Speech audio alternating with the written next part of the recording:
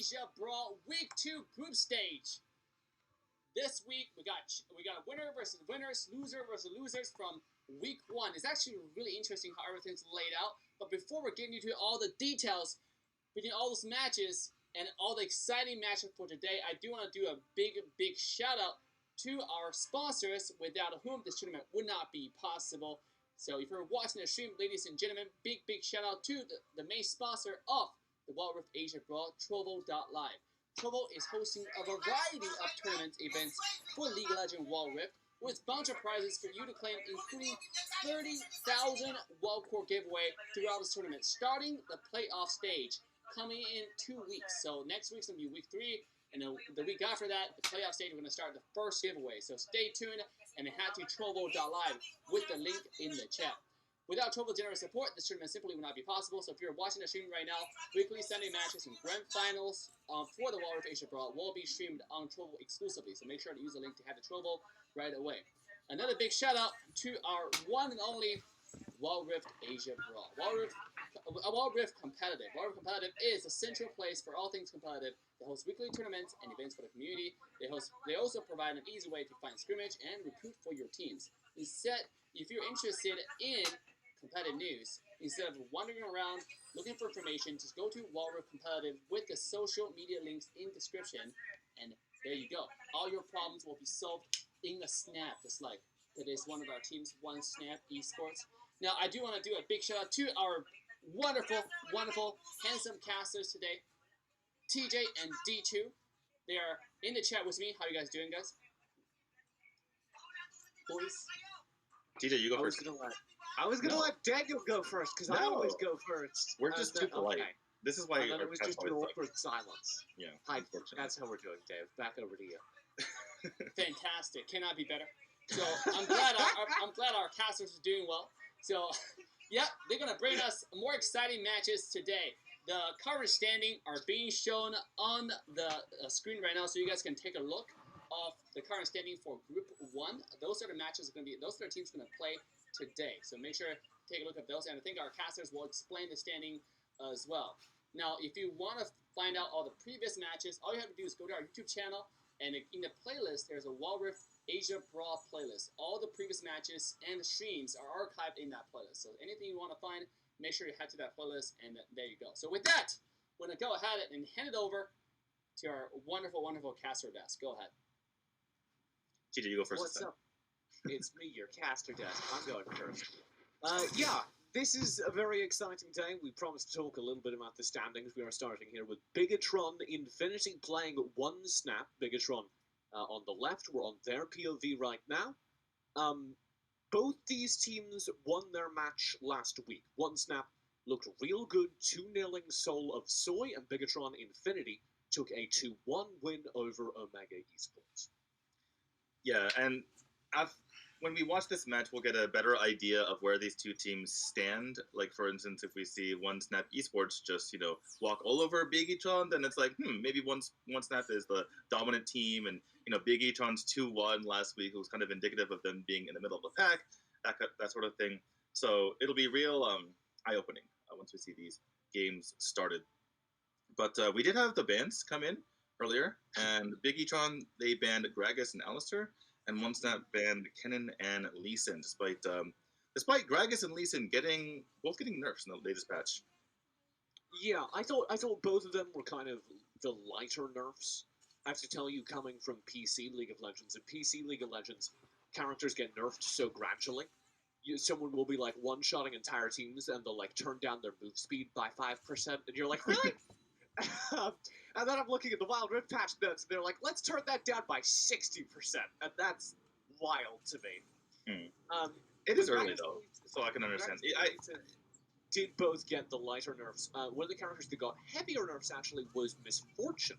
So I'm interested to see her picked up here today. Compared to how ridiculously dominant she was, I don't think that her nerf was, like, that crazy. I'm actually looking at it right now. We can talk about it. So Double Up, which is her main damage dealer, they tone the base damage by 10 per level, or excuse me, 10 throughout the game, right? So it's actually not that bad. And then their attack speed on Strut is down 10% throughout the game as well. So it's like he's kind of just toned down throughout the game, but it's not like these massive damage buffs, in my opinion. Yeah, I do think it is still important. Let's talk about these compositions. As we get into it, you have an Orianna available here for Bigetron. They're going to be trying to use that in combination with the Olaf, but the Olaf is kind of the only ball carrier, unless that Vi builds a little bit more tanky, a little bit more survivable. I'm a little worried for the backlines as well. The Misfortune Janna don't have any tanks to protect them. So you're looking at the Xin Zhao on the opposite side of OneSnap Esports, I think, to be able to gain access to that Orianna Misfortune backline and do some serious damage. Yeah, just looking at this Bigetron composition, it's like all damage all the time. And it feels like even the frontliners are more focused on dealing damage than staying alive. And their backliners are just, poking all day, every day. And then you have the Janna to help kind of just keep everything stitched together, right? And sometimes it can be just so frustrating because you're doing frustrating for the other team. I mean, because you're doing so much damage, and Janna's kind of just shielding everyone, making everything annoying. But then it could just all fall apart, and Janna's like, "I can't shield all of you guys. Why are you so weak?" I mean, it's a CC game, right? And this is also a very, very snowbally team for Bigetron. If they get out ahead, if their characters get good, then they're just going to be able to one-shot team fights, and also the CC, the stuns, will be on a short enough cooldown that they'll win these team fights by default. If they do not get out ahead, if they fall behind, I think we favour OneSnap in this match. And we'll swap over to their more traditional composition here as we take a look at their POV. You can see that they do have that Brawl, they do have that Xin Zhao. We have multiple perspectives. And I think that's going to be a much healthier front line. You also have the wild growth to amp up anyone there. One thing to talk about for a moment here is that I feel like OneSnap has more of a traditional comp, right? Not traditional, but just kind of a more put-together, stable competition. Whereas, like you mentioned, Bigetron is very snowbally. And the fact that they're snowballing means this game is going to, I feel like, snowball in one direction or the other. Because when we talk about snowball, we're talking about both directions here, right? They can go out of control with their damage, but if they don't start snowballing, then they really fall the other direction. The snowball is on the top of the hill right now, and it can roll either way, baby. it can roll back over Bigetron like one of those cartoons. Exactly. And Wile E. Coyote is like somewhere on the scene trying to make sure that goes perhaps in their way. But we do have a bit of a mismatch right now. 3 members from Bigetron currently shoving into that Diana down bottom, whilst OneSnap gather their 3-man core up towards the top side. Actually make it a 4-man core as that Lulu's kind of drifting up here as well. Actually, wasn't really paying attention. For turret plates. Yeah, I wasn't really paying attention to where people were situated as we were talking about the compositions. But did they rotate recently there, or were they dueling from the bottom? From spawn. Oh, okay. Both these teams kind of handshaked into this, and OneSnap have kind of lost because the first heartbreak did go over to Bigetron, so they had a little bit more gold. That said, for OneSnap, they do have the dragon side turret down, which will help really immensely when they go for that fight, because now there's nowhere to run if you are Bigetron when you're taking that fight. So you kind of the positions you can take are really lessened when you don't really have the turret to fall back to. We haven't even talked about the most exciting change in this match, Daniel. League of GA is no more. I don't think that's going to be true. I fully expect to see the Misfortune. That's what they said in the patch notes, though, so I believe them. It's really, I mean, it's a pretty big nerf, but it still is extremely strong item, in my opinion. Right? Yeah, I mean, people will still build them. But, League of Legends PC, they're a late game item. They're a final build item that you build when you're going for team fights in the late game. And I think this will shove it more towards that role. Yeah, I would say so. I think we're just going to see the amount of champions who pick it cut in half, though. But I still think there's going to be that half remaining. Yeah. So we do have the first drink of the game just 20 seconds out, so we can offer your theory here as we're going to stay watching a little bit of poke here. This is the Bigetron perspective, the Bigetron top laner. I thought maybe there would be some action breaking out here, but there is not. OneSnap in the meantime. Well, mid lane, if we're looking at it, is getting really pushed in. They even take the press forward. They take the turret. There's the Glacial Fissure as well to start the fight. A very good fight for OneSnap Esports as they continue to shove forward. The Wild Growth will keep this Brawl alive for Janna taking so much damage in the front of the fight. A flash forward, we were able to get 1 kill, 2 kills for the Olaf. But that is all, and now here's the turn. Shammy on the front lines, and they are completely demolishing Bigetron. Only Henry is alive. Very sloppy fight there for Bigetron. Not only were they late in coming back to try to save the turret, but they came in after the turret was already dead, and so that meant that they were just taking an even fight. Normally, you want to take a fight under your own turret, right? But then they came from a bad angle, and they took it after the turret was down. And we saw Olaf going in by himself after everyone's already dead. Back. That was, oof. OneSnap immediately off of the full respawns, get their tanks back, and they say, we'll go right back in. And it's not gone well. Yeah, this time OneSnap gets the worst of it, and maybe they should have been more together that fight. So both teams just kind of being a little bit sloppy here, even though, as we can see, that our OneSnap player is complaining about his FPS. Yeah. That's not why you lost the fight. I watched. We can see you on stream. Hey, you never know. Maybe he's pressing buttons and they just weren't going off. It could be the case. Yeah, it happens to me all the time. The first strike of the game does go over to Bigetron as OneSnap. And despite winning the initial fight, don't win it by a wide enough margin to really get anything out of it. Yeah, this is the definition of a back-and-forth game, which is exactly the opposite of what we predicted at the beginning, right? It was like it's going to go one way or the other, and these teams are like, how about we don't prove that right? I think... Oh, sorry, I'm going to get distracted here as Bigetron are still kind of grouping that mob. A 3-man gang squad. And they find a kill, sure enough, grabbing that Lulu off the rotate from mid, and that will turn into another turret. You know, TJ, I have no way to make any sense of this game right now, because it just seems like, you know, Bigetron take a terrible fight, but then they come back and make some good moves roaming around the map, but then OneSnap is just kind of late to the rotations and letting Bigetron rotate onto turrets and kill them. It's a little bit sloppy here. I'm not going to lie here. Yeah, I mean, Bigetron are playing to their team composition strengths, which is taking these skirmishy fights where their overwhelming damage will find them wins. I think the problem is that OneSnap are doing a poor job of forcing the fights that play to their composition's advantage, which will be full 5v5 fights where they set the pace around major objectives. Right. Well, it's not just setting it around major objectives, but also making sure that they get to the backline in particular and make sure to take out those key targets. Well, that's why the major objectives help, because it will mean that OneSnap are able to kind of engage in order. Like here, you can see Bigetron have to focus in on this Rift Tower. So theoretically, OneSnap could come in. Indeed, they do, round the side, but it's a huge shockwave. Bullet time to follow up. Wildrift will keep this Olaf alive in the front lines. And so far, so good. OneSnap getting slaughtered. Bigetron for another big team fight. As this Olaf's gone huge, you can see the kiting there from Dua as they go massive. A triple kill on Misfortune to complete the team fight in favor again of Bigetron. Yeah, the thing is, that was such a bizarre team fight. You saw the Olaf go in and really take a lot of the damage for his team, which, you know, he kind of can do, but he's not the biggest tank in the world.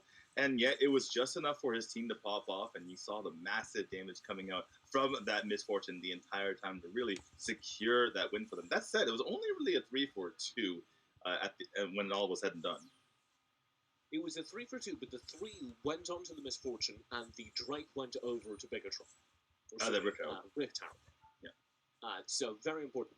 So, Dua got all the kills there, did a lot of the damage. The reason that Olaf... Okay, I'm going to hold this because we got another fight. I think it's just Chammy getting called out, though. Yeah, very much. We don't need to discuss it. Anyway, the reason the Olaf doesn't die there is because that is the exact kind of fight that an Olaf excels at. You have like 16 people in melee range, you pop the Ragnarok, and you drink the blood of your enemies.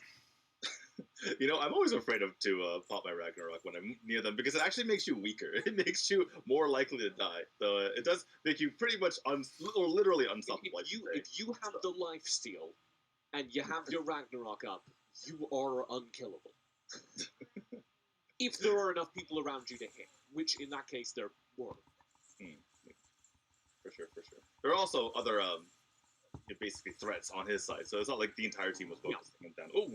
Oh, Shockwave will be spent. Blanche in trouble. Good glacial fissure will CC up the front line here for Bigetron. Fortuna able to hold back a lot of this misfortune damage, but not protect Certs from this Olaf that just keeps going. Certs does have the damage to find the kill. Oh, does no. have the damage to turn on to do a double kill from the Kai'Sa at the back of the fight, but it's not enough to save it for OneSnap, who lose yet another team fight. Camille has to get back right now, or otherwise this could be really bad for them. You can see Camille on the minimap. Yeah, Camille needs to get back to defend her base.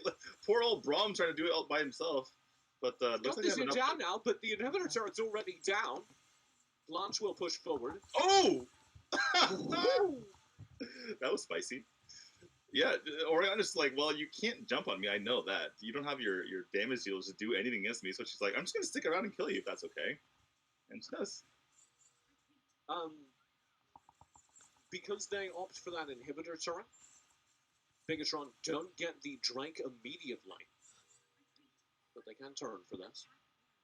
I just love getting the inhibitor turret, though. If you were to ask me which one is more important, I say inhibitor turret all day. It just completely warps the map. You always have those super minions pushing. And, you know, what's the... Obviously, the Drake will help you in a team fight, but you know what helps in a team fight as well? Having more numbers than your opponent, because someone's over in the other lane. Yeah. So... And I would absolutely agree with you. It was the right order of operations, because the inhibitor turret makes it easier to get the Drake. Oh my god, he's just in again! Ragnarok popped a deep dive, a huge shockwave in the meantime. Wild Growth will be spent on Fortuna, and the bullet time absolutely chews through him. A big kill, shutting down the Olaf immediately. Now the focus needs to shift to Certs, who's kiting back as best they can, and Control with the dive will confirm the kill. The shielding is huge. It is keeping this Olaf alive. And we doubted Bigetron's team fight composition. I doubt it no longer.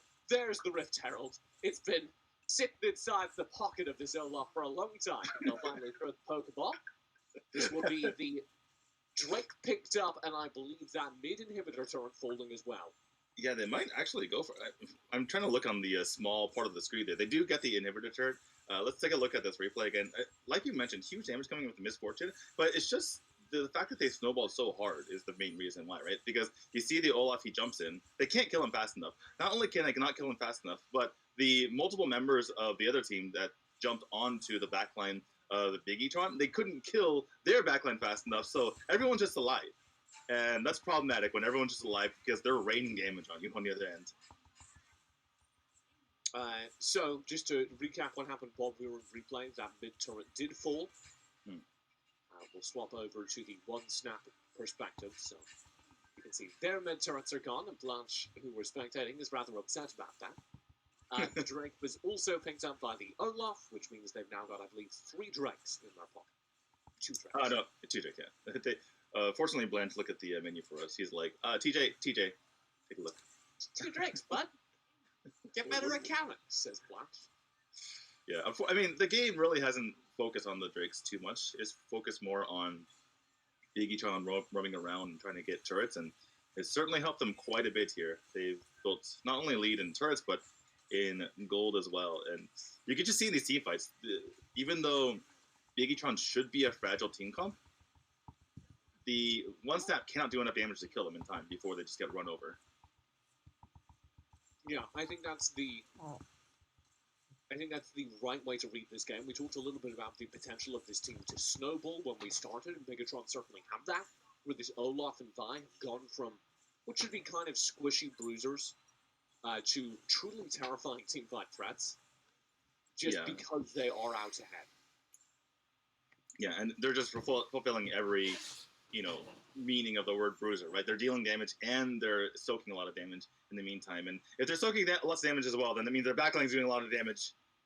Oh, Hextech Ultimatum will be deployed. Henry in trouble. That is exactly what Chami needs to do, but in the meantime, Blanche is just diving the Janna, trying to secure the kill onto the support. That will be confirmed. Dua also in trouble here, but Blanche is losing all of their teammates, and there's a backdoor. The Olaf just diving the Nexus. A double kill pass to the Vi as the Olaf continues the backline dive. That's half HP on the Nexus. Only the Lulu alive. I don't think this is possible. Bigetron able to take game 1 of this best of 3 series. Oh my goodness! After that kind of crazy game, it was only fitting that it ended in such a wacky way, right? You just have the Shinjao taking it the Jetta of all people, and then running away from a misfortune that he really had the upper hand on, because his Nexus was randomly dying, and then they had to run back, and then they lose the game. So yeah, that's a game for you folks. I think Bigetron have cracked the Wildrift meta. Which is what? If you keep pushing forward, then you never have to play defense. If you keep pushing forward, eventually you'll get to the Nexus, and then it'll die and you win the game. I want to highlight, they had no interest in objectives that game. It was a very kind of Chinese League of Legends playstyle. The Drakes are good when you can have them, but you know what gets you more value on the map? Kills. Which sounds kind of troll, but if you're continually able to get team fights, get wins, you're getting more XP, more gold, and you're actually doubly investing, because not only are you getting more XP and more gold, but you're denying that gold and XP to your opponents who are going to be dead for the next 30 seconds. So it's the easiest way to snowball a team fight comp out ahead. You know what I want to talk about really quickly, though, is the fact that our Orianna was the MVP in the end. We talked about misfortune. Didn't die, 0 deaths, and built Leandri's Torment second, which, it's like, well, I'm just going to be in the fight for a long time. It's like, are you, though? You know that you are a team fight comp that is only team fighting, hell yeah, Leandri's Torment. It was just hilarious. Like, I mean, she never died. It makes Orianna that much stronger. You can build, especially when any team is a little bit tanky, you can do that like all you want. But the team wasn't tanky. That's the thing. That was the funny part. But it was when you had the Janna Orianna double shields, which I don't think we correctly appreciated how that was going to be. That's true. But you were just watching people not die. Dave, I also wanted to go back to what I was ranting about a bit as we came out of game. Yeah. I think that game is evidence. Maybe this is just my experience in my solo queue. You've been streaming your own adventures, so I'm going to go to that. But a lot of Wildrift players are focusing a little bit too much on that first Drake, especially on the objectives, when really the game is about the XP and the gold, and the Drakes are the ways you get that. So if you can win the team fights, if you can zone the enemy team away, I think that's much more important than actually picking up the objectives. Would you agree? Well, partially, because like Drake, sometimes you can strategically give up the Drake if you can trade it for first tower. First tower also gives you a lot of gold. If you talk about that perspective, it's not that important. But in 5-on-5 competitive, the reason why Drake is so important is because the Dragon Soul system. It's all about like getting that, and then just in case the game get to the point where you have to see the Outer Dragon that comes out at 60 minutes and later, if you get to that Outer Dragon, then having how strong the Outer Dragon is depends on how many previous Dragon you have. But hear me out, Dave. If you've won 3 team fights, then it doesn't matter if they got the first 2 Drakes, because they're not going to get any more. I think that Dave, first of all, loves getting objectives. Second of all, maybe I'm preaching to the wrong crowd. Second of all, like, I think Dave is probably, and I'm thinking of this as well. Like, this game really snowballed, and I think in this particular case, it might be better to just make sure you win team fights and make sure you get more gold, because you don't really want an even team fight at all between these two comps if you're a Bigetron. But in a normal game, right, then the slow and steady accumulation of those buffs is like very important because you never know when the other team might come back. Whereas I think in this game, Bigetron's like, we're gonna play it in such a way that we never are playing for the possibility of them coming back. If that makes any sense. I mean, to be honest, I thought that OneSnap has a better team fight composition. We did as well. Yeah, but then they were not able to execute it because they're not focusing on the same target. Where if you look at Bigetron, they are focusing on the same target all the time, which they take out one person and they move on to the next target. Like if you see I don't necessarily agree that OneSnap had the better team fight comp. I think it was like the more traditional comp, right? It wasn't focused so much on like one idea, but I think having the more simple. I think that the Bigetron had a more simple comp in that like we're gonna do this one thing really well, right? We're gonna shield our guys. They're gonna go in. We're gonna do a lot of damage, and we're gonna kill them, right? Yeah. Whereas like the theory is you put the Oriana, you put the Janna shield on the Vi and the Olaf, and then you win the team fight. And that's Right, actually, I think, a really solid theory.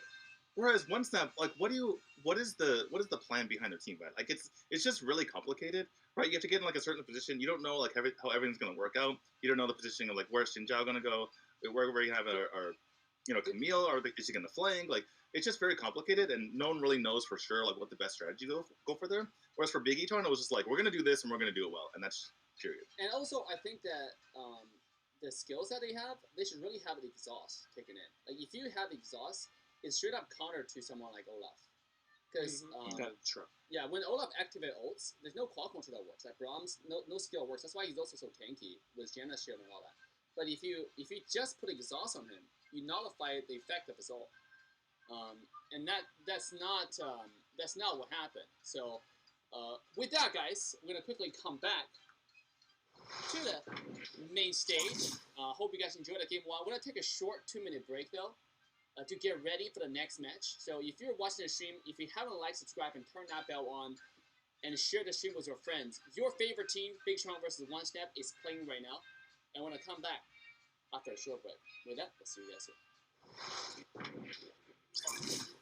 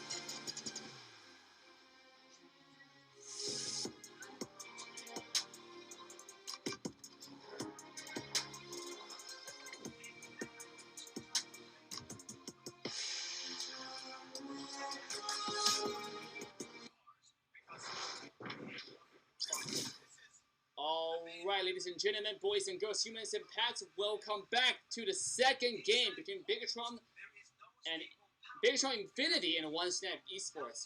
I was about to say that I was Bigetron versus Infinity. What? Sorry about that. And the second game, band pick, is already underway.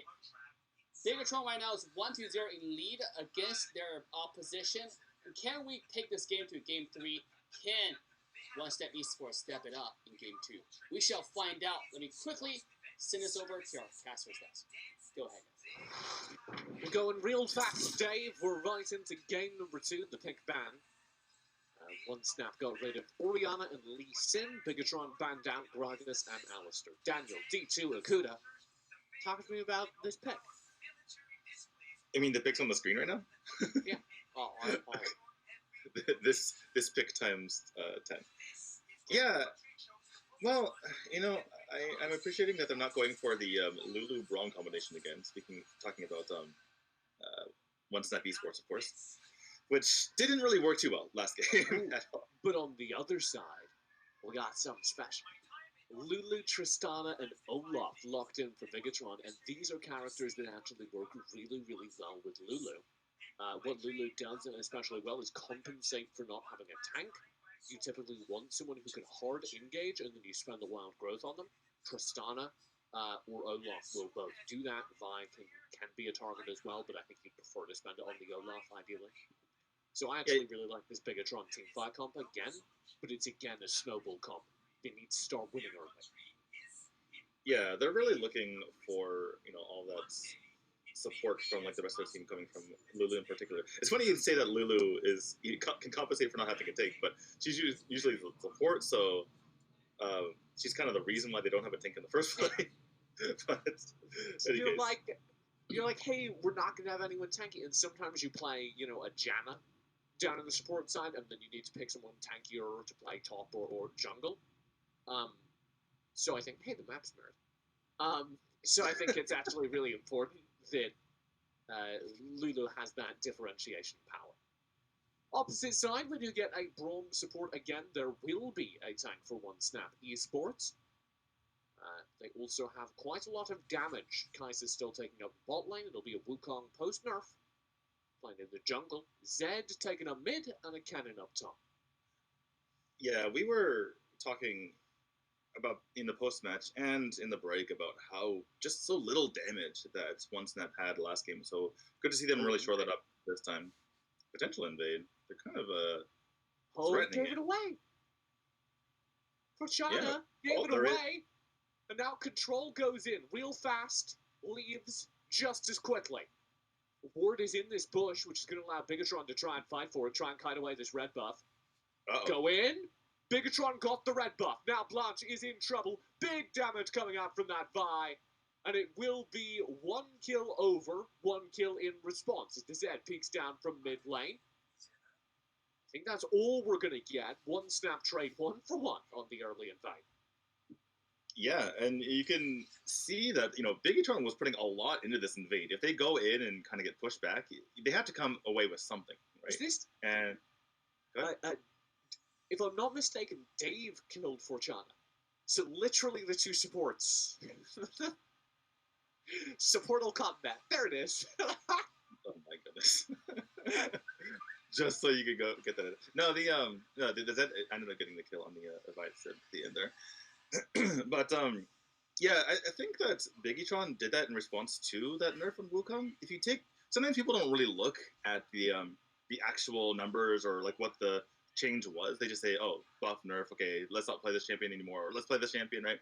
But in the case of Wukong, they nerfed his early game damage, but late game, it's either the same or actually stronger. So that's where he got nerfed, and so that's why they're really just taking advantage of that. Bigetron wanted to take advantage of the fact that OneSnap's Wukong was going to be weak in the jungle earlier on. You can actually also see some really cool as Blanche is kiting these raptors into his bush to just play very well despite Henry's pressure.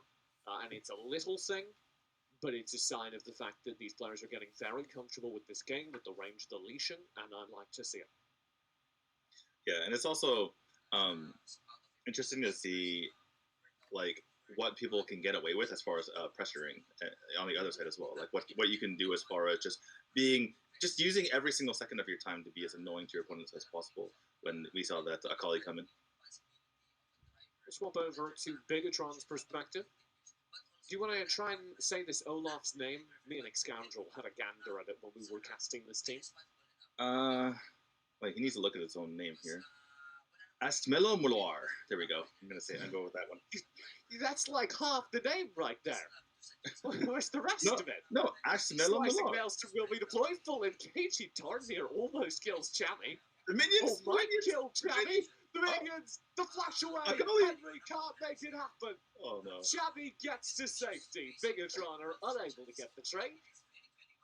That's a kill over to OneSnap as Dubba will go down in lane unanswered. I think I had a good crack at it. I mean, Asmelo Mular, right? Because like I'm using the Q's as kind of like O's or like I don't know. Ashqua Melo Mular. Anyway, that I was about to say that is either the most frustrating thing or the most nerve-wracking thing. It's not good or bad. It's just very frustrating on both sides. Because as a Olaf, you see no health left. Like he should be dead. There's no health left. And then as the Kennen, you're like, oh, get out. But Chammy did get to safety, which means they've got a pretty significant lead now in this lane. This is actually really awkward back timing. I don't know what that's about. Is this a lane swap that just got called? I think they're just going really hard onto the Drake potentially. Like he's doing kind of a beeline toward there. So yeah, back to get the Vamp Scepter, which is a very important Olaf item. That's of course most of your early lifesteal. We'll see if OneSnap are interested in this Drake. They don't even really have vision on it. They have a single ward there. Yeah, and you can see that Bigetron's on it right now. Everyone. Yeah, they see everyone from Bigetron on this Drake. There we go. Blanche in.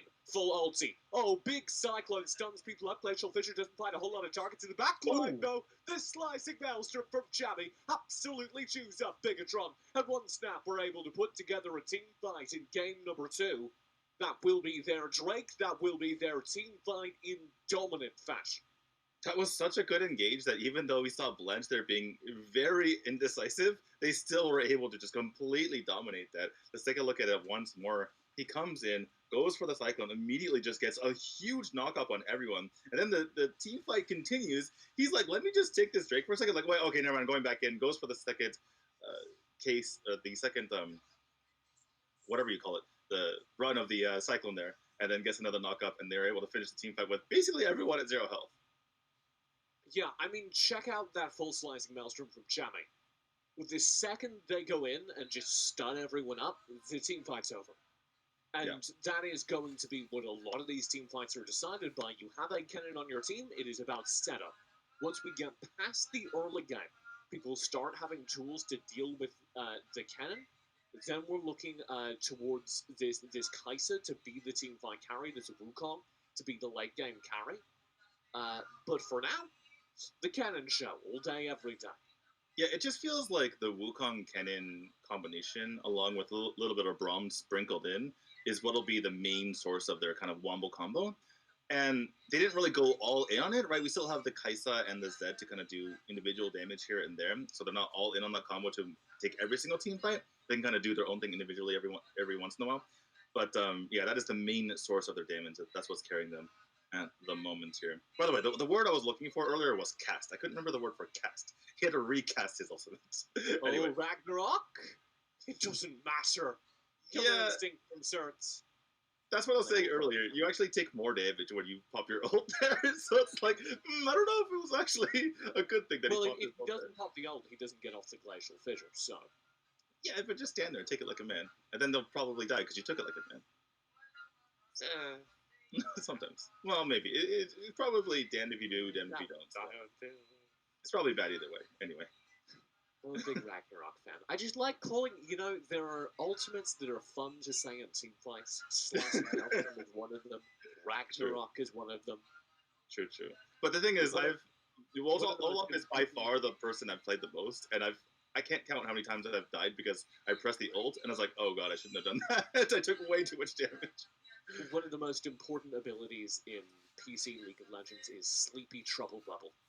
Oh god. So I'm just excited to not have to say that during team fights. Yeah, in the chaos, like, and here comes the Sleepy Trouble Bubble. Yeah. Oh my goodness. Oh, that's a cheeky back from Zed. Too cheeky, in fact. He's just gonna stand there. Says our Olaf. Will interrupt the back. Oh, twice? No, misses the second axe. They could have actually maybe killed him. That was very... If he didn't miss that second axe, they get that kill. Well, he was aiming the axe at the minions, that's why. So, like, there wasn't good communication there, is the moral of that story.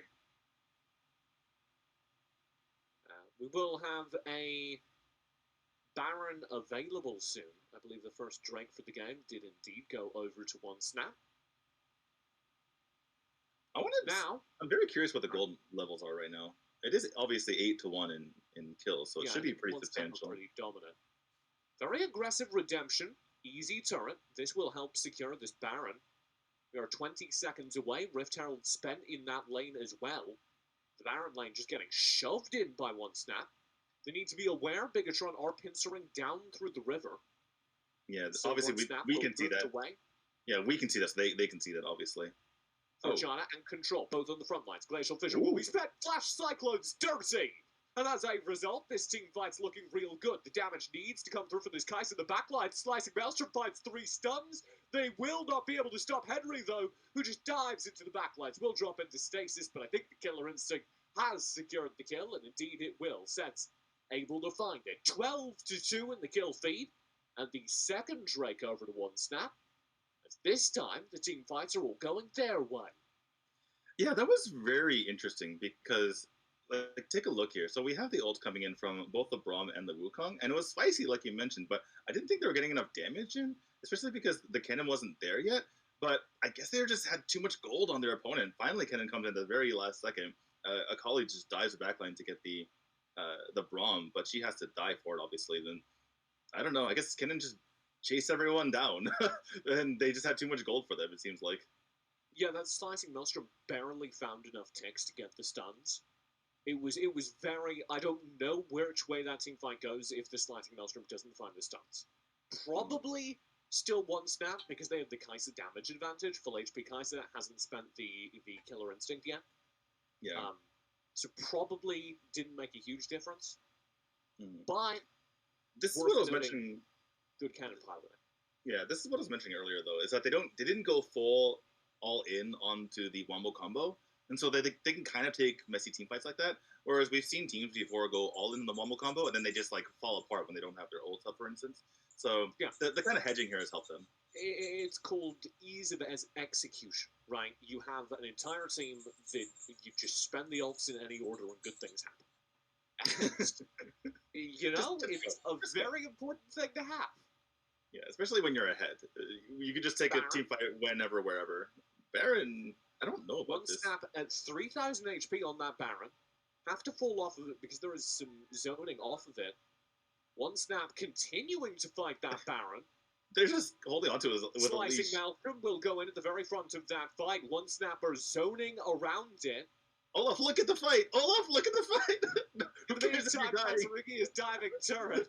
We will not see this Olaf die. I believe OneSnap won the fight around the Baron, but I could not tell you. It seems Bigetron are falling behind in that fight around the Baron. OneSnap should pick it up. This Olaf is the only player alive for Bigetron.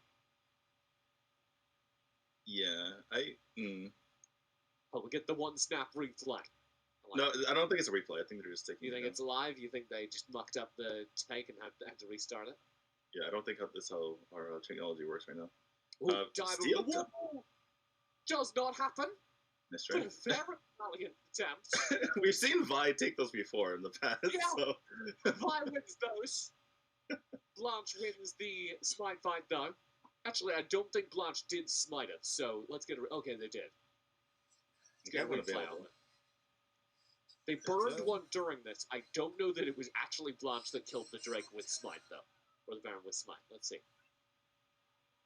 Oh. I couldn't really tell. You saw he used it. A little bit like an auto attack, but he did use the smite, so it was... He used the smite around that time, but it seemed like a bit early. It did seem a bit early. Maybe It he's just worked out. working with the thing. He's just like calculating, 200 Yeah, IQ I mean, calculating. if you know that you got the auto attack first, it's very valid. But a little sketchy. Just matter OneSnap do get the Baron, and he'll use that to shove in. Henry is getting a little bit frisky, so we'll spend a Killer Instinct just to confirm that kill. Is that? Oh, Henry got the Z. Yeah, Zed actually I don't went know down. how. All Zed had to do was back away. Well, I mean, it's kind of hard to back away from Macaulay sometimes, even as a Zed. So I don't. You're his Zed. Yeah, Okay. Yeah, you teleport, and then she just fucking flying kicks you from like forever far away. Sorry for my French, but I've had nightmares about that in the past. Everyone has nightmares about Akali. Quadrangle will be coming up. This will be a shift towards it. As indeed, OneSnap will get yet another objective. Stark contrast from game number 1, where Bigetron had a lead and focused it on just ending the game as quickly as possible. OneSnap say, why take any risks on that front? We'll get all the objectives, we'll take our time, we'll build out towards the late game. By the way, GA picked second here by Wukong. Just throwing that out there. So still not fully thrown away by these teams. It's not the end of the GA era quite yet, as the Des would like to have you believe. So. Yeah, I mean, GA is a good late game item still, and I think that's where it should be. Hopefully, we're going to start to see a shift towards like tank characters, not buying Olaf. I never want to see a Brawl a Brawl with GA ever again. If I see a Brawl with GA, I don't know. Life has failed. GA should be for squishies that know they're going to die in team fights and want to have a second chance. The other day, I was doing play-by-play, and I haven't been in League forever, obviously, so I called it AG by accident. And then I just had this idea in my mind that they had the Attorney General equipped. Yeah. So I don't know. That kind of. They've got the Attorney General. We'll see you in court, says Olaf. And then Wright had to nerf the Attorney General because he's too strong. Yeah, I mean, and they're like the highest, most powerful lawyer in the land. Dive will come in. Bigetron trying to defend their turret against OneSnap with Baron. So far, so good. A 1-for-1 trade as that Zed oversteps. And you take those into a Baron. Oof, Macaulay's trying to go in. Yeah, I think Blanche just got knocked into GA, if I'm not mistaken. No. That was his clone. So she jumped on the clone for a second, and she's like, oh, what's a clone? So, like that. Good job. Baron is available. Here's Blanche going in for a team fight to try and make sure they... Ooh, early slicing Maelstrom. Xiaoming doesn't get anything with a very important team fight ultimate. They'll back off, grab some HP here. Blanche with the smite and then the honey fruit will be back up to full in time to get back to this Baron fight. But there isn't going to be a cannon, so this is as good a fight as you're going to get if you're Bigetron. I wonder what the what's his ult cooldown is at the moment, because I'm not really sure what his cooldown items are, but it could be up somewhat soon here, especially because Wukong's just came back up, and I think they were trying to use it in tandem there. I think it actually might be back up pretty soon. We'll see. Here's Baron. OneSnap. Not pressured on him. I was hoping, you see the slicing Maelstrom, I was hoping Bigetron would go, okay, well, we have a window here. But they didn't take advantage of that. They back away and just kind of try and play to a late game. And they do have a composition that does have some really good late game threats, but I'm not convinced that it's going to have a higher odds of winning team fights against OneSnap the later we go. I don't think they really benefit from that. Yeah, that said, I think they're really trying to just force a team fight here rather than just forcing the Baron. Like you can see right now. Oof. Control in trouble. Huge slicing Maelstrom. That's back up, by the way. The game's basically over. Two in trouble. We'll run back behind their turret. There's the dive continuing for Blanche. And unless something disastrous happens here as Henry stays alive for a moment longer, OneSnap should have everything they need to put this game in bag. Let's take a look at that once more. Like I was mentioning, they were just waiting for a chance to get the hit on them, get the ambush, and that's exactly what they did. Good old bush tactics from there. nice Cyclone, nice ult coming out from Kin as well, and they just stomp it through and force that game 3. All the way, baby. OneSnap pulling game 2 out of the bag with a series of good team fights. Very, very solid ease of execution from just overlapping really powerful ultimates, and that's all you need. Yeah, You know what it wasn't turned- nearly as good as I would have liked it to be? Tristan. You know what? I didn't even notice her this game. I was like, oh yeah.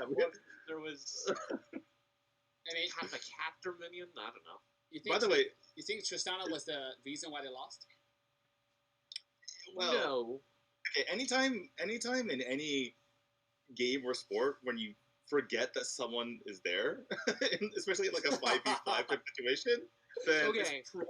there's probably like a good portion of the fault put on them. True.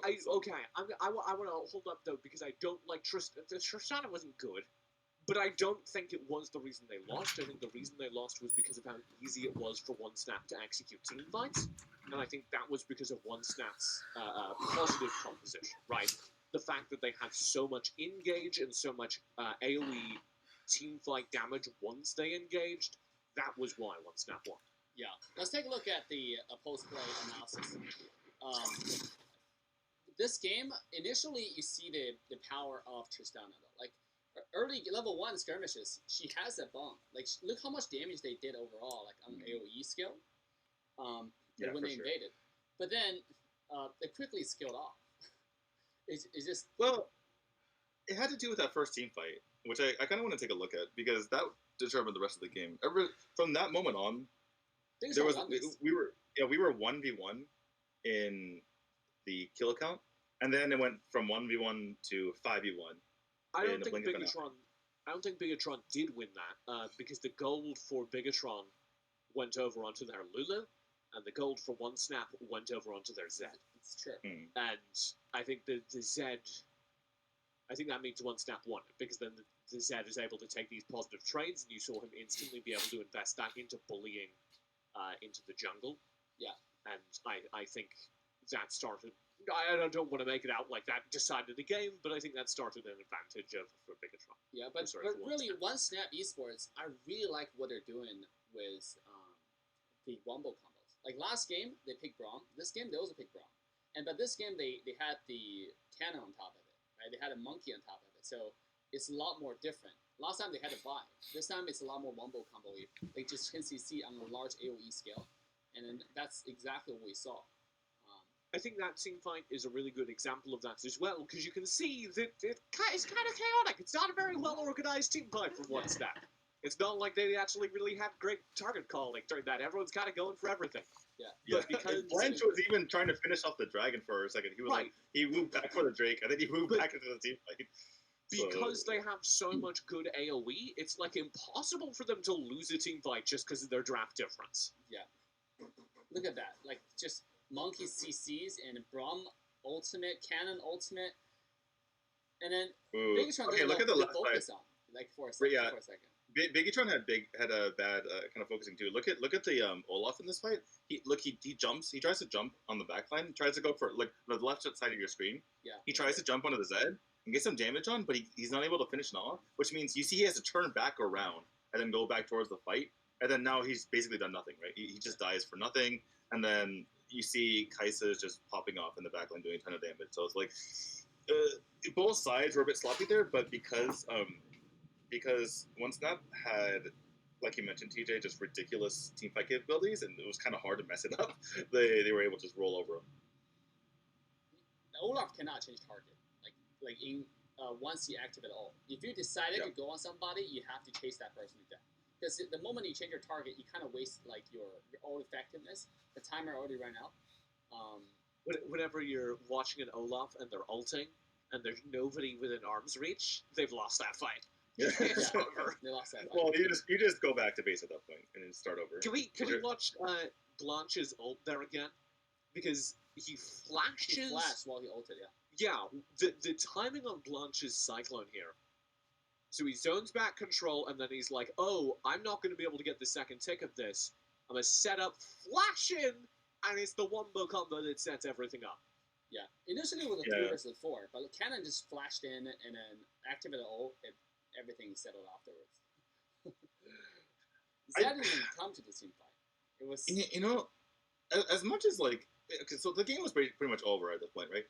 I feel like the more I look at these, it was kind of just 2 draft wins.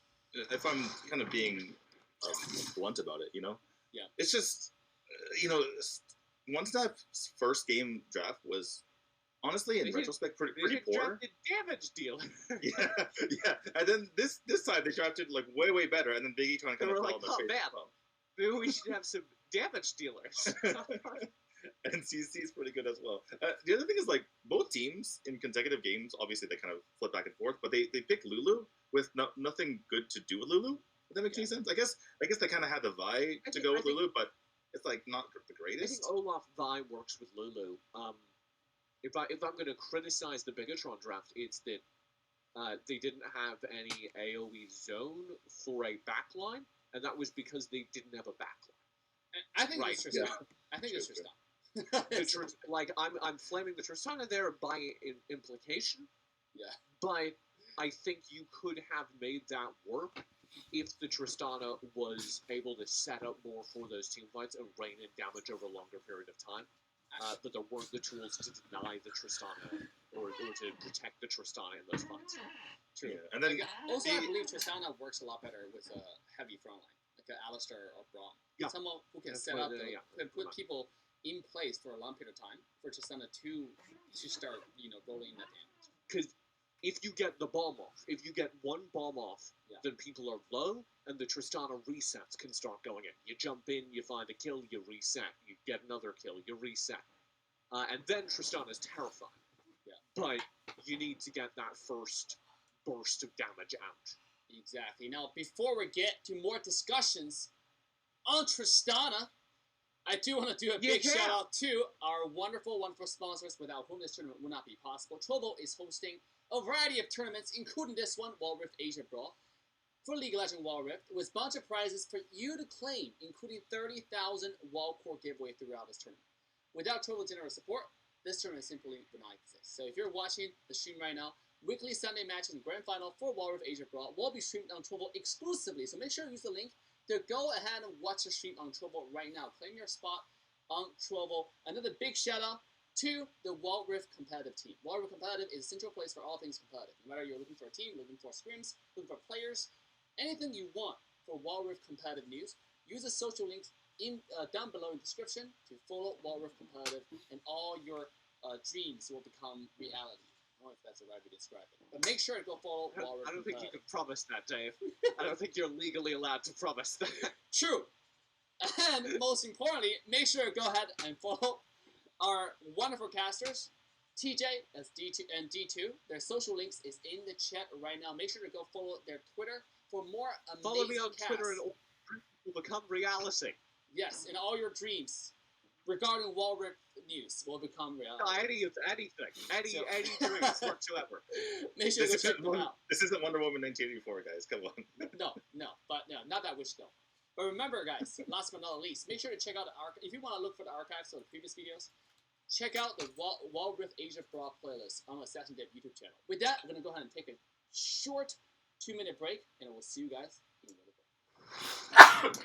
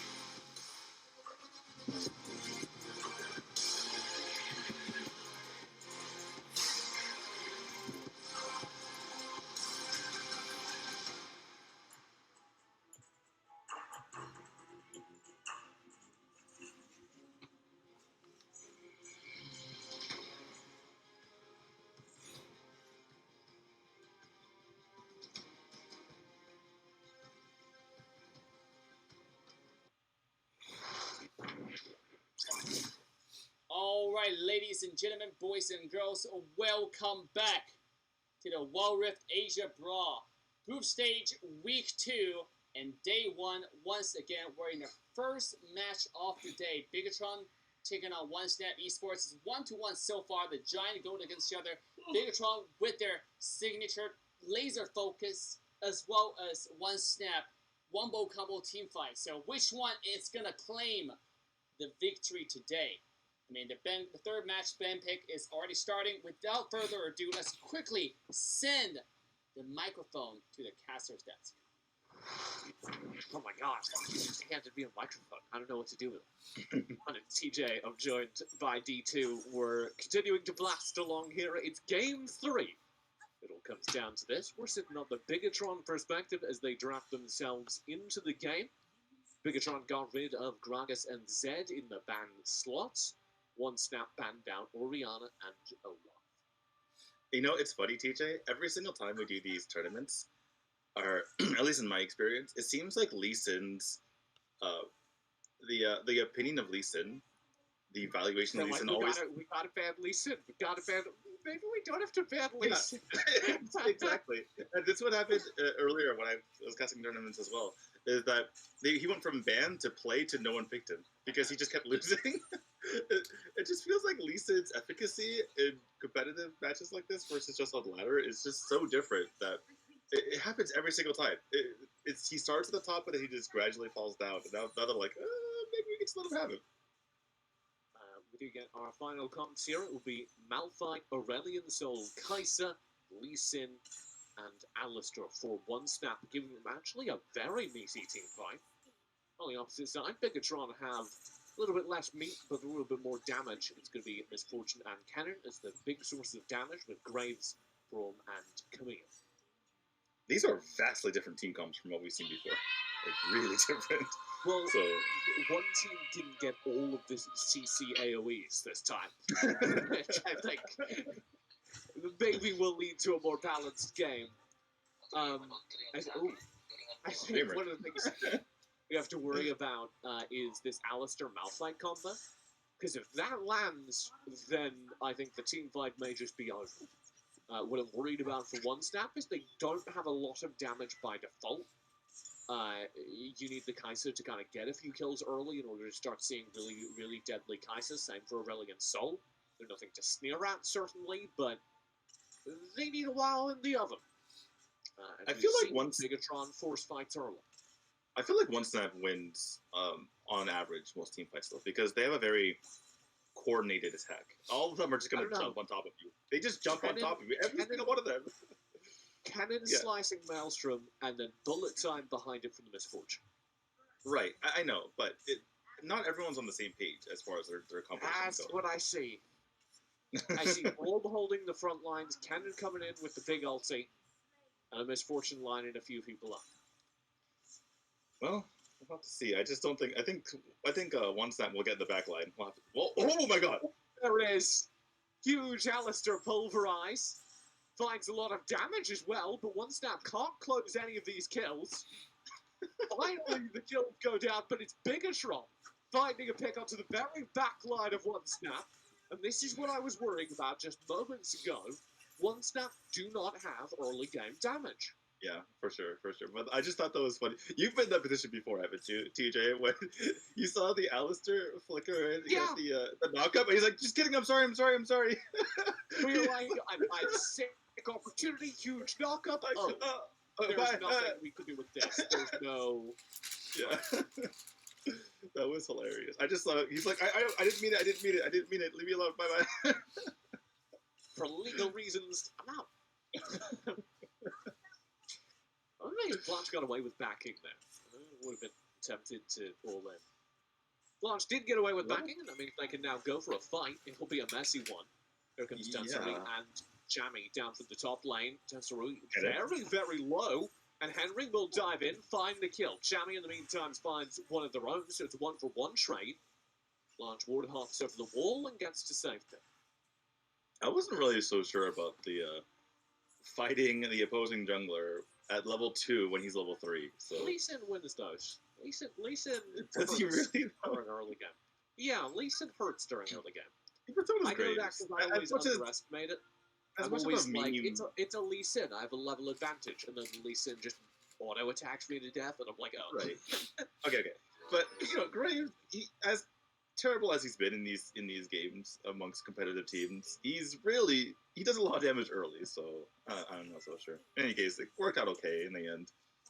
Kennen got the kill, but so did Malphite. So slightly better for Bigetron, but no biggie. Yeah.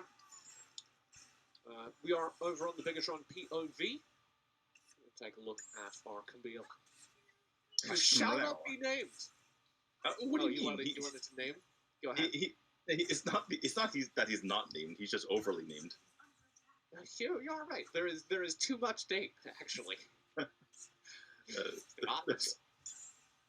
Kind of went crazy on the birth certificate.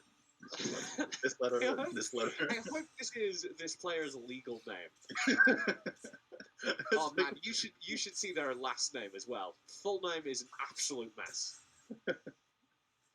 That reminds me of that one Welsh town that people always talk about. That one Welsh town. You know what I'm talking about, right? Underneath the turret, OneSnap will need to be flashing away Blanche into this minion wave as well. Yeah, he's gonna die to the minion. Oh, that's the kill! Kill will be onto their teammate. Blanche trying to get to safety, can't make it happen. And a double kill is passed over to Dua on this misfortune. Bigetron putting together team fight win after team fight win. Now 6-2 with the kill feed. I feel like Blanche could have done a little bit better there, not running into the minion wave and kind of staying under turret, because if he tried to take, I guess he was just waiting for his cooldowns, but and he did get his ult, so this is a tough one. It just feels so bad when everyone's so darn low on the other team, you know. Yeah, I mean there are just limited options. I think the theory of being able to resonating strike ward hop over the top of the nearest player and get behind the turret is probably your best bet. So. Well, he's going to try to do the best with what he can. I'm really liking Bigetron just kind of putting the fight over to OneSnap, because OneSnap, this is when they hit their kind of power spike, right? They can go team fights like Alistair's trying to do right now. Drake just kind of jump on them. But half HP. Drake will go over to OneSnap. Bigetron do not find. Bigetron's like, we don't do those. We don't do dragons. We do turrets. And this is what I was talking about earlier. Bigetron have an awareness of what objectives are important. And I think absolutely fighting into a 5-man team fight there would have been a mistake. Yeah, especially because I think that's exactly what OneSnap want to do, right? They just overwhelming numbers and speed. They just jump on you, and then you don't know what hit you, right? And then all of a sudden you're dead. Whereas I think, weirdly enough, even though there's a lot more backline damage coming from Bigetron, I think they want to take smaller skirmishes in this game. It's kind of a weird thing to say, but I think it's true. Well, any team fight where they have misfortune and Ken is a winnable fight for OneSnap. You know what I just noticed? For Bigetron. Sorry, I'm completely changing the subject, but look how big the first ability button is. I love it. My big fat thumbs love this person's layout. Look how big that first ability is. They are not missing it. They are not missing that first ability. Sometimes I have trouble seeing the buttons on my iPhone. So I went ahead and I made them as large as possible. I'm 90 years old and I mistyped my name, so it comes out as Hey. I'm not sure as an old person, as just a person with fat fingers, and that explains the long name. That explains the big ability Where button. did I put my spectacles? You know how many times I've missed? You should see my button layout, TJ. You are an old person though, so this is backing up my point. I'm not that old. Goodness. The Rift Herald is being taken up top. We do have our favourite grandpa getting bullied here. This is elder abuse underneath the turret. The kill will go over. Bigetron yet again, saying you can have the objective. We would like the turret. And this comes with the Rift Herald. Turret passed over to Bigetron up top. Turret did go over to OneSnap alongside a kill, but Bigetron take this trade any day of the week. Right. They don't really go with the Rift Herald though, so they barely get any value out of it. Maybe a fourth of the damage, a third of the damage on that turret. So that's the one downside. But like you mentioned, getting the turret, getting some map presence is absolutely huge, especially when it's that all-important mid turret.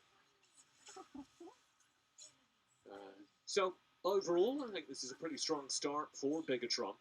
OneSnap kind of having to play from behind, but we knew that. And Bigetron, to be fair, as we talked about, you need to wait a while to get this Kaiser online. You need to wait a while. Once we get to kind of the mid-game team fights, we're going to see Asol and Malphite be the solid impact front line with a lot of the team's damage, and also this Kaiser be able to provide the team fight answers. Right, and I think that's kind of part of the reason why OneSnap went for that, huge dive and tower take earlier on. It's because they just want any way to get back into the gold parity situation, right? And that will allow their team to really start to take the team fights that they desperately need. Oh, that's weird. Okay, they're gonna get it anyway. Getting the turret for free. Yeah, there's a little off. Right. Well, they kind of mistimed it, so the minion ended up dying in the end. So anyway. They're taking the turret for free because the Drake is up on the other side of the map.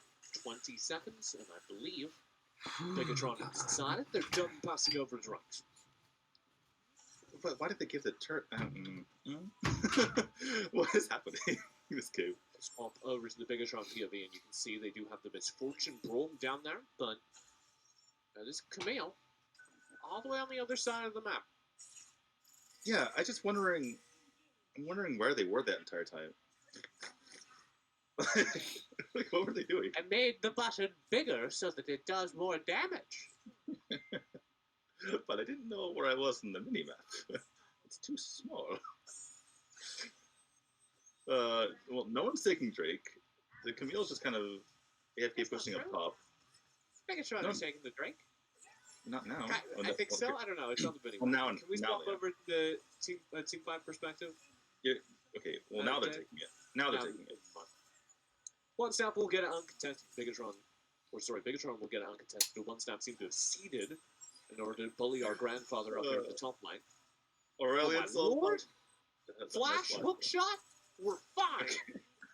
Aurelian Soul is like back in my day, I'd be able to catch her, but because of the nerf, I can't anymore. By the way, Aurelian Soul, yet another champion that was nerfed. They took away his movement speed on his third ability, and that's exactly why he wasn't able to get after. It's like, darn it! I swear I was faster earlier. I was faster in my young age. Everyone's a grandpa now. Exactly, even a dragon. I think Aurelian Soul is canonically like 9 billion years old and a dragon that eats star systems, so, And yet we're talking about last week versus this week. It made all the difference. It's the last 5 days that get you. Yeah. You eat galaxies, but the devs will get you. No one's stronger than the devs. It'll be a pretty stalled out game for OneSnap. I think this is probably, again, playing to their strengths. They get better the longer this goes, so there's no need for them to force anything. I like their mid game though. That's the thing. That's the downside here. That's a rub, right? Because I feel like once it gets to the late game and super late game, that the misfortune is just going to get out of control, and I feel like it swings back over to Bigetron, right? So I want OneSnap to kind of take control in this mid game. Otherwise, things might fall away from them. OneSnap are still playing really passive, and I'm worried that this Baron is just going to get picked up. It's what I would do if I were on the Bigetron side. We should mention in this kind of moment of silence here that yeah, exactly. Both teams are 1-0, and so if they win this, they're almost certainly getting out of groups. So maybe, and it's tied obviously in the series. So this is a pretty important game, all things considered. So maybe it's a little bit of nerves for both these teams. This game pretty much decides who's safe. It's very hard to go out of the group at this point if you win this game. Because you are up 2 wins. And then things get very sweaty if you do lose this one. If you do lose, you're back in the mush pit with everyone else.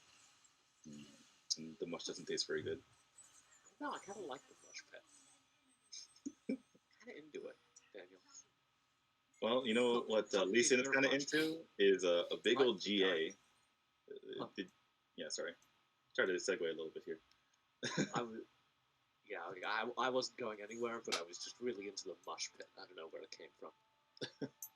Baron is up. Bigetron are beginning to poke around it. You can see how Bigetron's kind of lack of interest in objectives is starting to hurt them, I think.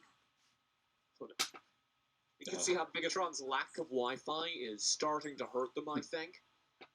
Just a little bit. Because we'll go back to POV. They both kind of have eyes on the Baron, but no one can really take it, right? Because you can't even really start it, even if you have multiple members on one side and you see the other team on the other side. You can't just really go for it because they just beeline over and then you're in a bad spot because you're taking too much damage from the Baron. So I just don't think that either team can realistically take it. Okay. But why has nobody cleared out OneSnap with a single ward for like 20 minutes? Somebody finally killed it. Look what it prompts. OneSnap now, the entire team has to go over here and investigate it. If you were doing that constantly, if you're properly fighting for vision around this Baron, even if you have no intention of actually taking it, you force OneSnap to remain on that side of the map, to remain in control of that side of the map. And because Bigetron are just leaving the pit, they're not interested, OneSnap aren't the slightest bit worried, and instead they're going to engage in this Drake fight. Unfortunately, both of the Vision Scuttles have gone over to Bigetron, so they can see exactly what OneSnap is doing, and there's a team fight brewing right now. Yeah, right down bottom, hard engage will come through. Drake does get passed over. Bullet time will find damage for Bigetron, but not enough. And from the back of the fight, it's Henry flying forward, slicing Maelstrom. Bigetron find the damage, but is it enough? Blanche in, trying to secure the last few kills while Duo works his magic from the backlines, flashing over the wall, and Bigetron have done it. A huge team fight win for them in the waning moments of this game. They sat in the back seat for so long because they were scaling into that. Oh my goodness. This is exactly what I was fearing for OneSnap. Just the massive damage coming out from Miss Fortune, and you can see she's untouched. Well, perhaps she was touched, but perhaps she got in and she healed it back up. But this was just very, very sad. Look, Lee Sin, Blanchard did almost nothing this entire team fight. All the damage was coming out from the massive AoEs from both sides and from Miss Fortune, but Lee Sin did nothing. Literally nothing. He did 0 damage, TJ. I'm just crying on the inside. Lee Sin, because he's sinning, Daniel. Oh my goodness, that just felt so bad. We had a front row seat to the nothingness there. Oh my god, we're fighting again? Team fight breaks out. This is around the Baron. Real rough times for Camille. Dive back in. This is from the Bigetron perspective. Hextech ultimatum into the back lines, and this looks good yet again. A double kill to the Graves. Chammy will be trying to get out of here alive, and you just can't. There's a Camille on the hunt. Check out this late game misfortune. Boom. Easy kill. Yeah, and with the Camille taking the damage from that turret, made it so easy for Misfortune to just walk right in there. Bigetron doing big work right now, and they are firmly in control of this game for the first time for either team, really. Bigetron. It's an alternate name. There's a guy called Etron. I thought that's what their name is, Bigetron. Really? Yeah, they have a robot as their thingy. Oh. I've been calling him Bigetron the entire time. I'm really excited for Etron. Somebody send me a photo of Etron. I mean, they didn't get Baron, Bigetron. They won that team fight. They were like, sick. Let's keep going. They did get. I think they got middle inhibitor shirt out of that though. So that's one thing. There's also a Cloud Drake up, and guess what? They're not fighting over that Cloud Drake. Are you sure? They got turrets to kill. I think that's a shadow. The mid inhibitor fell during the last fight, like ages ago. Are you sure?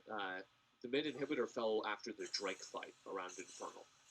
Right. I think they just kind of had to go back and lick the runes. I don't think, unless they like really. Time to get this Baron. Probably. They've had time to get this Baron twice. You know, I can sympathize with the team trying to be a bit. They have had time to get this Baron 3 times.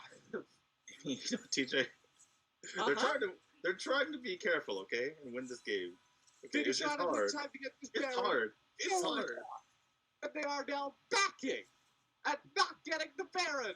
Okay, well, if you're making the argument that they can get the Baron while it's fine, okay, listen. Mini-map. Listen, you TJ. know where they are.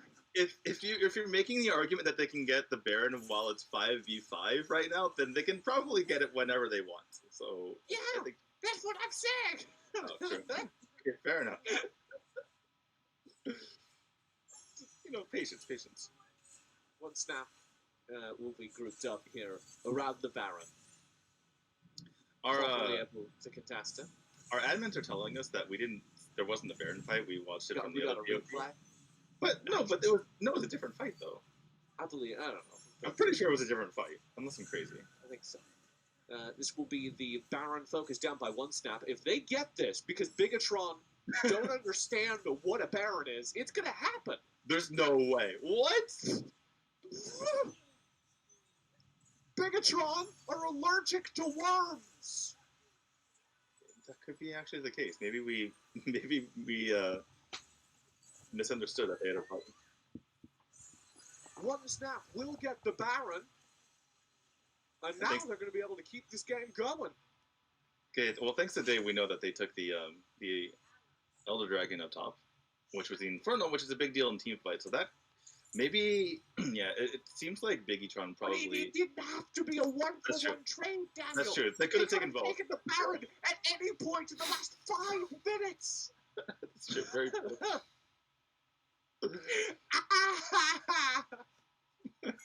Okay. I'm agreeing with you now. All that wasted time was probably not a good thing.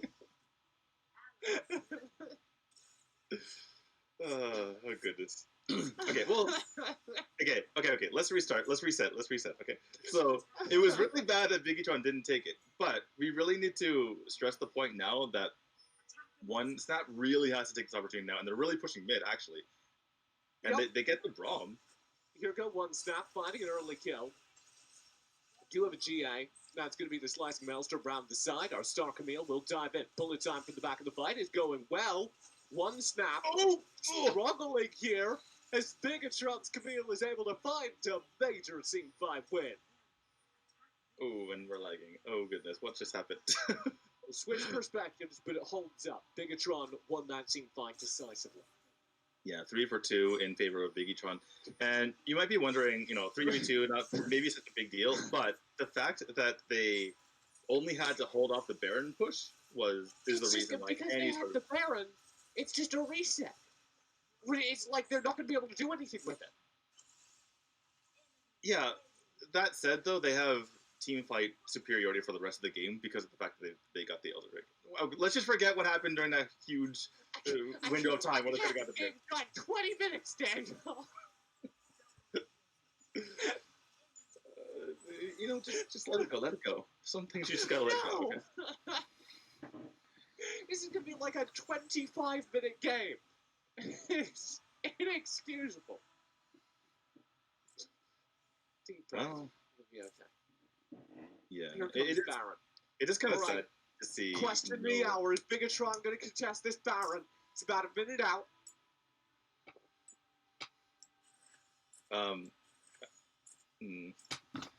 Well, we're looking at OneSnap and they're pushing, so I don't know if that answers your question. Well, they're going to get this mid-turret, and then they can just reset for the Baron. That's what they ought to do, because the mid lane is the wave that's perennially pushing because of the super minions. I do actually like this split laning from the Camille. That's actually a very good call. Right, and it's forcing the entire OneSnap team to go to that bottom lane. And we'll see. You didn't miss a team fight. I'm trying to piece this together. No, not really. I think they just chased the Camille away. Baron's down. I can't make anything out. Our quality is rubbish. Right. I don't know. So the viewers probably have a pretty good quality, but we're looking at a very blurry screen right now, so it's hard to tell what's going on. Baron is up. I believe we went backwards in time. Oh no, it's unclear. Baron is up. I think we are caught back up to live. No other kills have happened. It's still 8-14, sitting on OneSnap. Okay. So they dealt with the split push. Now they're going to go for the Baron. And to answer my question, Bigetron will not be contesting the Baron. Here comes Henry. A little bit too late. He's CC chained. He's gone. Oh my goodness. Camille's pushing back though. Watch the split lane though. Yes, that Camille is in the side lane, pushing it as hard as they can. Here comes Harry. Baron will go over to OneSnap. Can they deal with the backdoor? They need to win this fight, and Fast Blanche just backs Baron Power back. Will get him back to base in time to stop the Nexus from falling, but it is another inhibitor. But they're dying because they're fighting In trouble. outnumbered. They're fighting outnumbered though. Hextech Ultimatum. Blanche doesn't win this. Doesn't win this. Oh, in the no. end. Oh no! Blanche barely survives. Mid lane team fight does stabilize for OneSnap. The Kaiser pulls out the late game damage and gets a triple kill to end the fight. So OneSnap win in mid by the skin of their teeth, and Blanche stays alive, flashes the challenger because he knows he's that good. OneSnap have the Baron, and they may be able to end, but honestly, I think we're going 25 minutes. I think so too. Just to recap what happened there. So we had the Camille, split pushing, trying to end the game that way. So Aurelion still had to go back and clear the wave. The Lee Sin went back as well, but they were winning the team fight before they went back. They obviously took the Baron. But because they went back, the 4v4 winning team fight turned into a 3v4 with the Malphites and the Alistair going down. But then the Aurelion Soul jumped back in. Oh my They're god. just going. What's that? This is the right call. They have Baron now. They won't in a moment. So it's a deep dive. Blanche in the Hextech Ultimatum just focuses the Nexus. OneSnapper just going to the Nexus. They ignore the team fight. And they get the game. OneSnap pull back the game. Because Bigetron do not know what a Baron is. Back over to you, Daniel. Who needs... Oh, actually, they actually did need Barons. Oh, never mind. Just kidding.